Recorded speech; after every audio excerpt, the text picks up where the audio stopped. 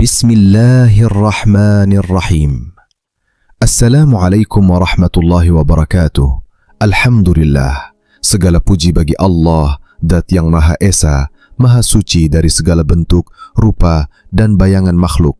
Salawat dan salam semoga senantiasa tercurah kepada junjungan kita Nabi Muhammad sallallahu alaihi wasallam, sang penyampai kebenaran, pembawa cahaya makrifat, dan penuntun jalan tauhid. Dalam lintasan perjalanan ruhani menuju Allah Subhanahu wa Ta'ala, ada satu tingkatan yang menjadi puncak segala tujuan, satu makom yang tak tersentuh oleh batas akal dan tak terlukiskan oleh lafaz. Itulah Tauhiduz Zat, penyaksian akan keesaan Allah dalam zatnya yang maha suci. Bahasan ini menempati posisi yang sangat agung di antara pembahasan tauhid, karena inilah tingkatan paling tinggi dalam ma'rifat kepada Allah. Tidak ada makom yang lebih luhur daripada ini. Disinilah akhir segala pencarian, tempat berlabuhnya hati para pencinta, dan titik akhir perjalanan spiritual para arifin. Pada makom ini, ruh merasakan kelezatan yang tak terungkapkan oleh kata, tak terlukis oleh tinta, dan tak tercakup oleh logika. Sebuah kenikmatan ruhani yang hanya bisa dirasakan oleh hati yang telah disucikan dari selain Allah. Namun tetap, tiada satupun makhluk, baik nabi yang diutus maupun malaikat yang didekatkan, muqarrabin, yang mampu menyentuh hakikat kunhuz zat, esensi terdalam dari zat Allah. Firman Allah Subhanahu wa Ta'ala mengingatkan, wa yuhadzirukumullahu nafsahu, dan Allah memperingatkan kamu terhadap mengenali hakikat zatnya sendiri. Al-Baqarah ayat 28. Begitu pula sabda Rasulullah sallallahu alaihi wasallam, kullukum fi dzatillahi ahmaq, kalian semua tetap tidak bisa memahami hakikat zat Allah Subhanahu wa Ta'ala.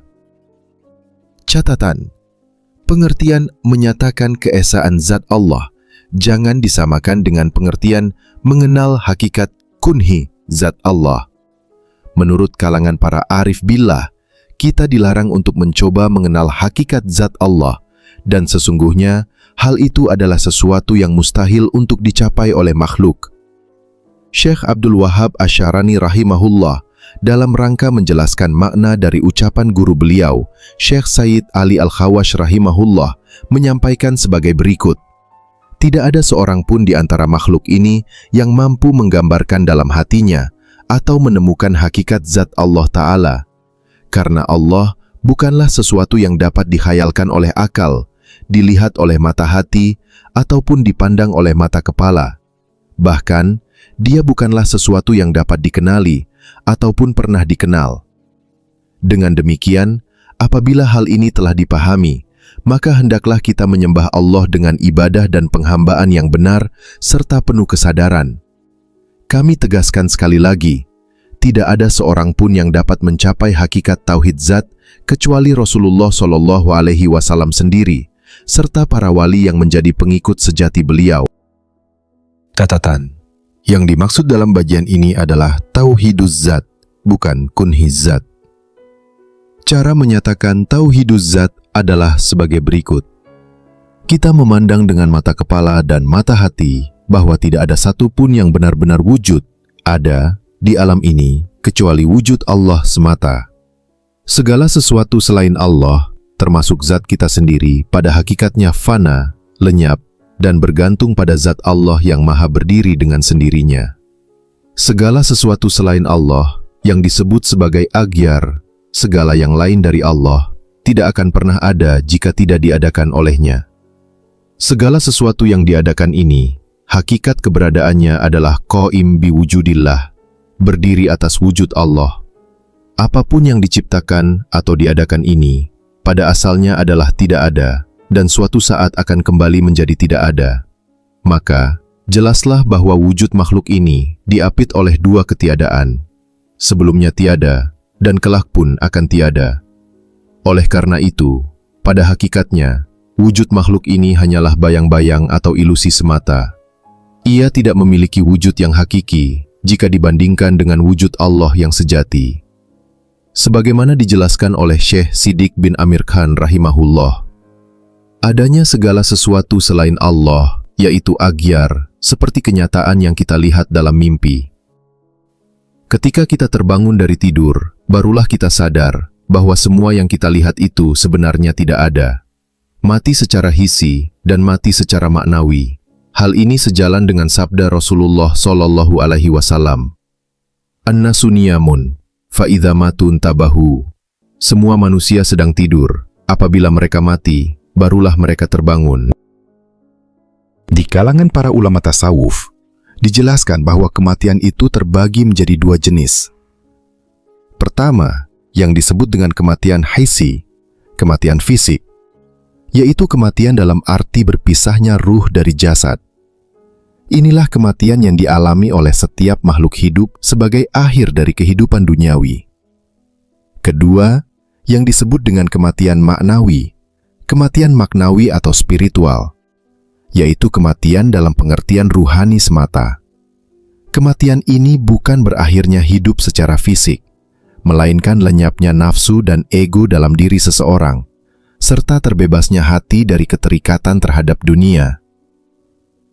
Jenis kematian yang kedua inilah yang diisyaratkan oleh Rasulullah Shallallahu Alaihi Wasallam dalam sabdanya, "Mutu qabla an tamutu, wa man arada an yanzura ila al-mayyit yamshi ala wajhi al-ard, falyanzur ila Abi Bakr." Matilah kamu sebelum kamu mati, dan siapa yang ingin melihat mayat yang berjalan di atas permukaan bumi, maka lihatlah kepada Abu Bakar. Makna dari kematian maknawi ini adalah mematikan hawa nafsu rendah, terutama an-nafs al-amarah, yaitu nafsu yang selalu mendorong kepada keburukan dan hanya mengejar kesenangan duniawi, seperti pemenuhan syahwat dan keinginan perut. Orang yang mencapai tingkatan ini adalah orang yang telah fana, lenyap ego dan kehendaknya dalam kehendak Allah. Nabi Muhammad Shallallahu Alaihi Wasallam juga bersabda, "Likulli syai'in ma khalallaha batil." Ketahuilah, segala sesuatu selain Allah adalah batil, tidak memiliki hakikat yang sejati. Sabda ini mengajarkan bahwa segala sesuatu yang bukan Allah tidak memiliki wujud hakiki. Ia hanyalah bayangan sementara yang akan sirna. Maka, kematian maknawi adalah jalan menuju hakikat keberadaan, yaitu kembali kepada Allah dengan hati yang suci dan jiwa yang lepas dari belenggu dunia. Keterangan-keterangan yang menegaskan kebenaran penjelasan mengenai kefanaan seluruh makhluk dan kekekalan zat Allah dapat ditemukan secara jelas dalam sejumlah ayat Al-Quran dan sabda Nabi Muhammad Shallallahu Alaihi Wasallam. Di antaranya adalah firman Allah Subhanahu wa Ta'ala berikut, "Kullu man 'alaiha fan, wa yabqa wajhu rabbika dzul jalali wal ikram." Segala sesuatu yang ada di atas bumi itu fana, akan binasa, dan yang tetap kekal hanyalah wajah zat Tuhanmu yang memiliki kebesaran dan kemuliaan. Surat Ar-Rahman 26-27. Firman-Nya yang lain, "Kullu syai'in halikun illa wajhah." Segala sesuatu pasti binasa, kecuali zatnya. Surat Al-Qasas ayat 88. Kata halik yang berarti binasa atau lenyap, dalam konteks ayat tersebut, dipahami oleh para ulama sebagai mencakup seluruh dimensi waktu, fana fil madi, kefanaan pada masa lampau, fana fil hadir, kefanaan pada masa sekarang, dan fana fil mustakbal, kefanaan pada masa yang akan datang. Hal ini ditegaskan pula dalam hadis Nabi Muhammad Shallallahu Alaihi Wasallam. "Kana Allahu wa lam yakun syai'un ma'ah." Allah telah ada dan tidak ada sesuatu pun yang menyertainya. Para ulama menambahkan riwayat berikut untuk memperkuat makna tersebut. "Wa huwal an 'ala ma 'alaihi kan." Dan Dia, Allah, sekarang ini sebagaimana keadaannya yang dahulu. Sabda Nabi Sallallahu Alaihi Wasallam yang diriwayatkan oleh Imam At-Tirmizi, "Walladhi nafsi biyadihi, law annakum dalaytum bihablin ila al-ard, lahabata 'ala Allah." Thumma qara, "Huwal awwal wal akhir." Demi zat yang jiwaku berada dalam genggamannya, andaikan kalian menjulurkan tali ke dasar bumi, niscaya ujung tali itu akan sampai kepada Allah. Lalu Rasulullah membaca ayat, Dialah yang awal dan yang akhir.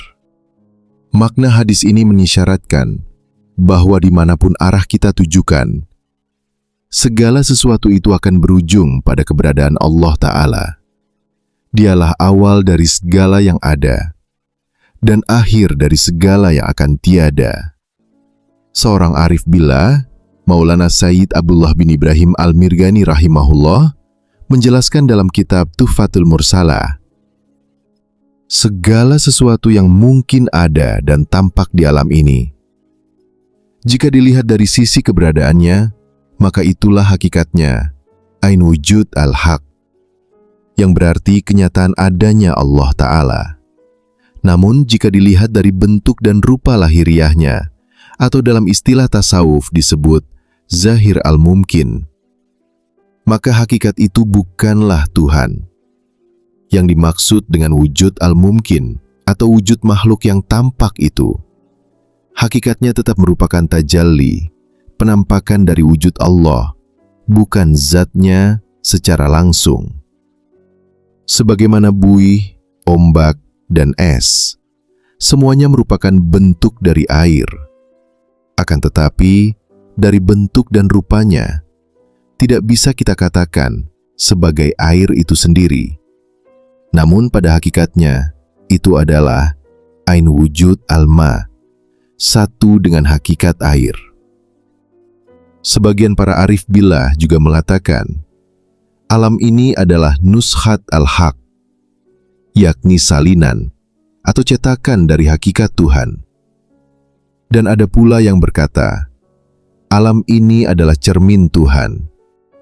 Asy-Syaikhul Akbar, yang juga dikenal sebagai Al-Kibritul Ahmar, rahimahullah, dalam kitab Fusus Al-Hikam, menyampaikan, apabila Allah Ta'ala menampakkan diri, wikayah, pada suatu sisi hamba, maka sesungguhnya hak Allah telah tampak dalam cermin wujud hamba itu. Dalam kondisi demikian, maka si hamba adalah batin, tersembunyi. Begitu pula sebaliknya, ketika seorang hamba berada dalam keadaan wikayah, yakni penjagaan atau perlindungan dari Allah Subhanahu wa Ta'ala, maka sesungguhnya yang tampak dari diri si hamba bukanlah semata-mata dirinya sendiri, melainkan ia menjadi seperti cermin yang memantulkan sifat-sifat Allah. Dalam sikapnya terlihat kasih sayang, dalam keputusannya tampak keadilan, dalam ucapannya tercermin kebijaksanaan.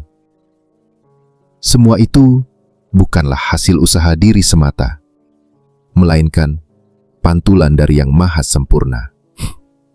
Dengan demikian, zahir atau sisi lahiriah si hamba sejatinya adalah batin atau hakikat dalam dari sifat-sifat Allah Ta'ala. Yang terlihat adalah manusia, namun yang terpancar adalah nilai-nilai ilahiyah. Contohnya, seorang yang jujur bukan hanya karena ia ingin dianggap baik, melainkan karena di balik kejujurannya itu mengalir cahaya dari sifat Allah yang maha benar, Al-Haq. Perbandingan ini mengajarkan kita bahwa segala sesuatu bisa dipahami lebih dalam dengan melihat dari dua sisi yang saling berlawanan. Misalnya, seseorang akan lebih memahami nikmatnya sehat setelah merasakan sakit. Sakit menjadi cermin untuk mengenali rahmat Allah dalam bentuk sehat. Peristiwa-peristiwa hidup menjadi semacam kaca refleksi untuk memahami kehadiran dan kasih sayangnya yang tersembunyi. Lebih lanjut, para sufi menggambarkan keadaan ini dengan istilah syuhudul kathrah fil wahdah, menyaksikan keberagaman makhluk dalam satu sumber, Allah.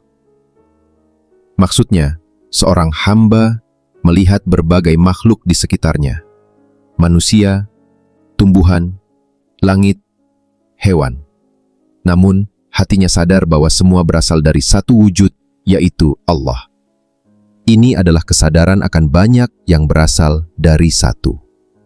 Sebaliknya, ada pula keadaan yang disebut syuhudul wahdah, fil kathrah, menyaksikan satu, Allah, dalam keberagaman makhluk. Dalam keadaan ini, seorang hamba melihat berbagai wujud, namun yang ia saksikan hanyalah satu hakikat di balik semuanya, Allah sendiri. Misalnya, ketika ia memandang gunung, sungai, langit, atau wajah orang-orang di sekitarnya, yang tampak di hatinya adalah kehadiran Allah yang Maha Esa. Ia melihat yang satu dalam bentuk yang banyak. Namun tidak semua orang mampu membedakan antara kedua jenis penyaksian ini. Keadaan ini seperti dua cermin yang saling berhadapan. Bayangan menjadi tidak berujung. Batas antara awal dan akhir menjadi kabur. Dalam kedalaman perenungan dan kefanaan diri, seseorang bisa kehilangan kemampuan membedakan antara kehendak Allah dan kehendaknya sendiri, karena keduanya begitu dekat dan menyatu dalam rasa. Perlu disadari bahwa segala bentuk perbandingan dan kiasan ini, baik cermin, bayangan maupun penyaksian, semuanya sabit tetap dalam ilmu Allah. Artinya, ini bukan sesuatu yang baru ditemukan manusia. Allah telah menetapkan dan mengetahui semuanya sejak azali. Maka apabila seseorang berkata, Allah berbeda dari makhluk, dan makhluk berbeda dari Allah, itu benar. Tetapi pernyataan itu muncul karena ia melihatnya dari satu sisi bentuk dan zahir semata. Jika dilihat dari sisi hakikat wujud, maka semua makhluk tiada lain hanyalah manifestasi dari kekuasaan dan kehendak Allah. Tidak ada satupun yang terlepas darinya. Dengan demikian, semakin seseorang tenggelam dalam perenungan maknawi, semakin ia memahami bahwa dirinya bukanlah pemilik hakikat. Ia hanyalah cermin, tempat Allah menampakkan sebagian dari keindahan dan kekuasaannya. Syekh Abdul Ghani An-Nablusi, Qaddasallahu sirrah, berkata, yang dimaksud dengan keadaan seorang hamba bukanlah bahwa ia adalah hak Ta'ala itu sendiri. Namun, dari sudut pandang lain, bisa diartikan bahwa ia adalah gambaran, itibar dari hak Ta'ala. Sebab, hamba itu tetap merupakan sesuatu yang ada, yakni makhluk yang maujud.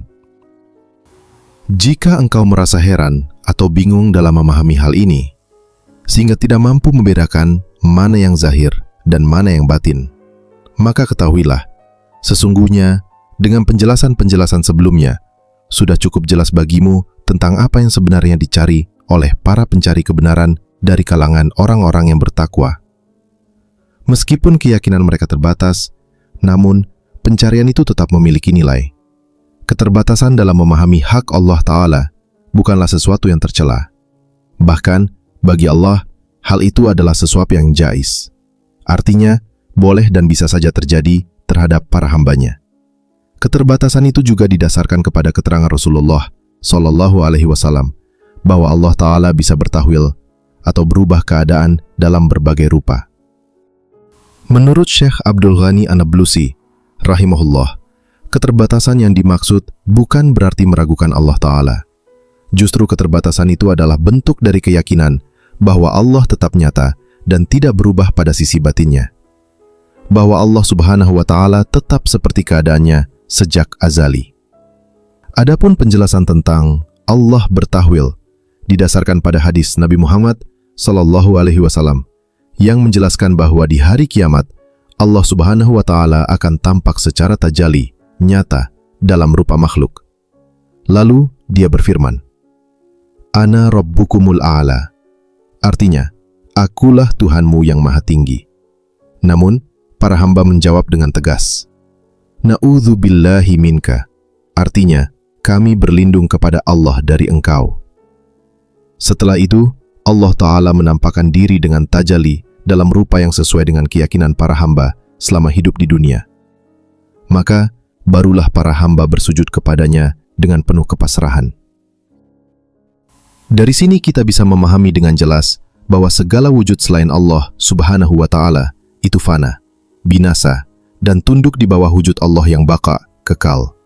Maka, sesungguhnya tidak ada yang benar-benar wujud pada hakikatnya, kecuali hanya Allah Subhanahu wa Ta'ala semata. Yang ada hanyalah wujud Allah. Adapun wujud alam ini, sesungguhnya hanyalah sebagai mazhar, tempat tampaknya wujud Allah. Di kalangan para arif billah, dibuat suatu permisalan untuk mendekatkan pemahaman. Misalnya, buih, ombak, dan laut. Ketiga-tiganya pada hakikatnya adalah air. Atau dengan perkataan lain, kenyataan dari ketiga-tiganya adalah wujud air. Apabila air itu bergerak, maka dinamakan ombak. Lalu, dari gerakan ombak tersebut, timbullah buih. Dan karena air itu memiliki batas dan tepian, maka ia dinamakan lautan. Jadi, jelaslah bahwa dalam arti hakiki, semuanya itu adalah air. Dengan kata lain, hilanglah nama ombak, buih, dan laut. Yang nyata hanyalah air semata-mata. Demikian pula, akan fanalah lenyap alam ini. Yang ada hanyalah wujud Allah yang meliputi segala sesuatu. Sebagaimana firman-Nya, Wallahu bikulli syai'in muhit. artinya, dan Allah meliputi segala sesuatu. Pengertian meliputi ini, menurut Syekh Alimul Allamah Maulana Abdurrahman bin Abdul Aziz Al-Maghribi Al-Omri rahimahullahu ta'ala, adalah bahwa Allah Ta'ala meliputi segala sesuatu dengan zatnya serta sifat-sifatnya. Karena sesungguhnya, Allah Ta'ala adalah nama bagi zat yang wajibul wujud, yaitu zat yang pasti ada dan memiliki sifat-sifat yang terpuji serta sempurna. Maka, pengertian meliputi bukanlah sekadar dalam arti ilmunya saja. Sebagaimana yang disangka oleh kebanyakan ulama zahir, yang belum sempurna ma'rifat mereka terhadap Allah Subhanahu wa Ta'ala. Firman Allah Subhanahu wa Ta'ala, Walillahil masyriqu wal maghrib, fa'ainama tuwallu, fathamma wajhullah. artinya, milik Allah lah timur dan barat, maka kemanapun kamu menghadap, di sanalah wajah Allah.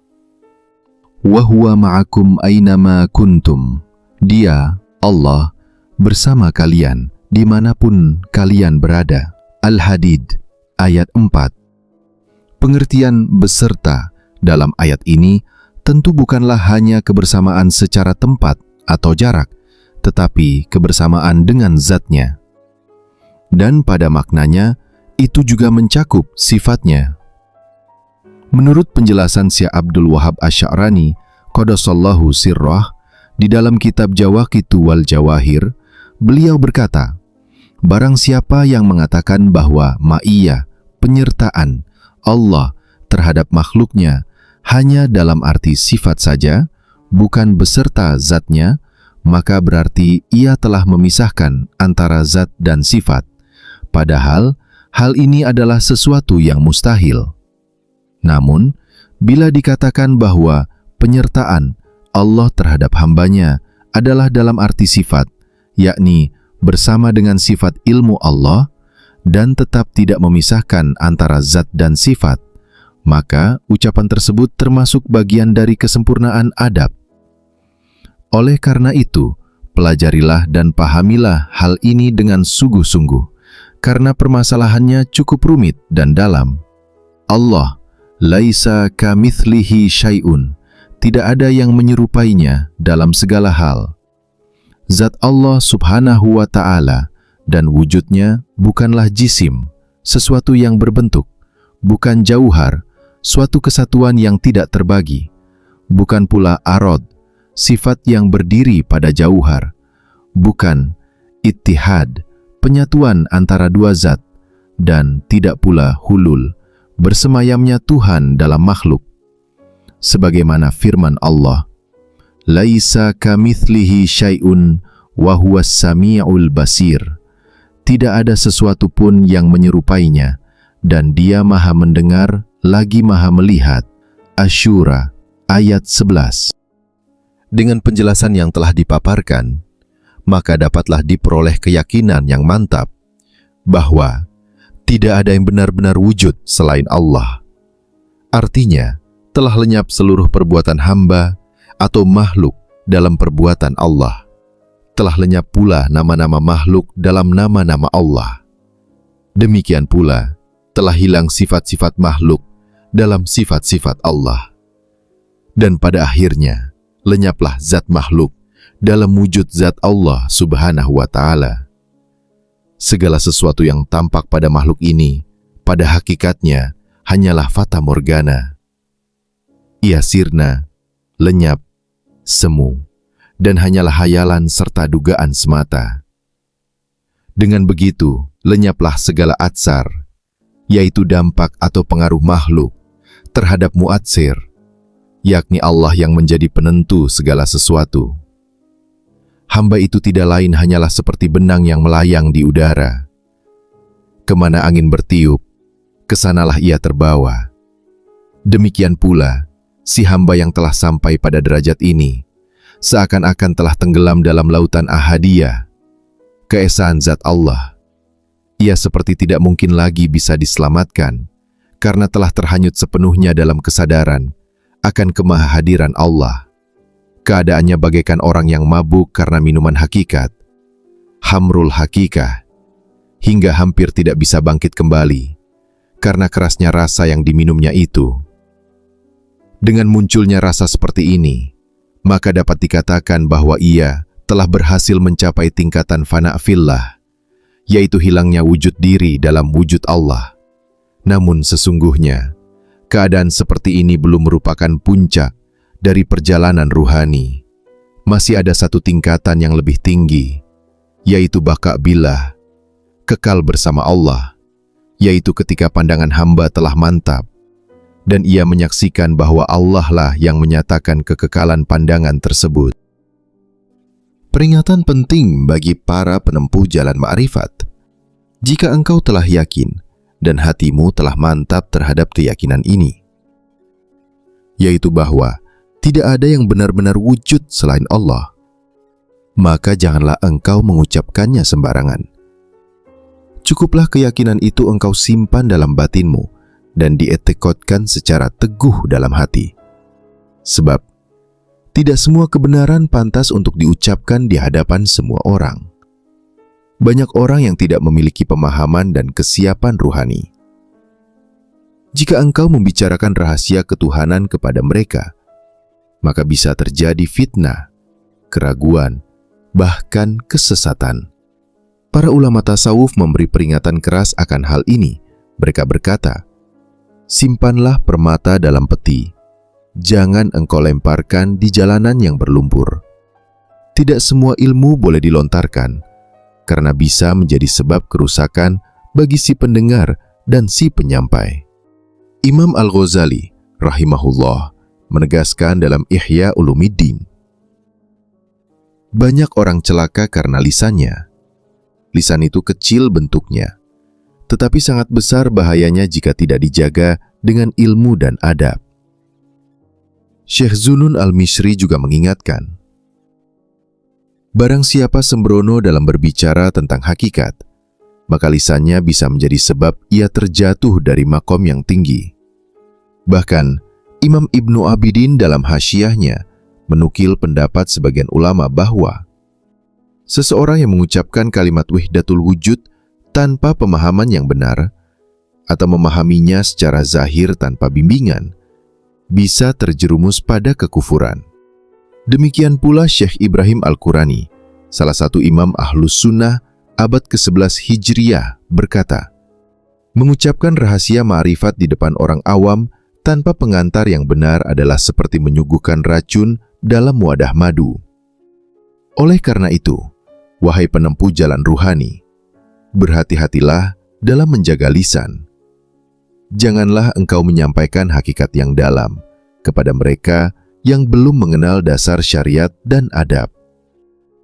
Sebab, kata-kata bisa menyinari, tetapi juga bisa membakar. Dan kebodohan dalam menyampaikan kebenaran bisa menjadi sebab tergelincirnya akidah. Wallahu alam bissawab. Demikian pembahasan kali ini tentang Tauhidul Zat. Semoga menambah keyakinan dan kehati-hatian dalam memahami hakikat ketuhanan. Insya Allah, pembahasan ini akan kita lanjutkan di video berikutnya. Jangan lewatkan, agar pemahaman kita terus bertambah dan tidak terputus di tengah jalan.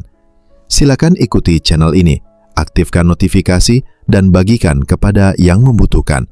Semoga Allah senantiasa membimbing kita dalam cahaya ilmu dan iman. Wassalamualaikum warahmatullahi wabarakatuh.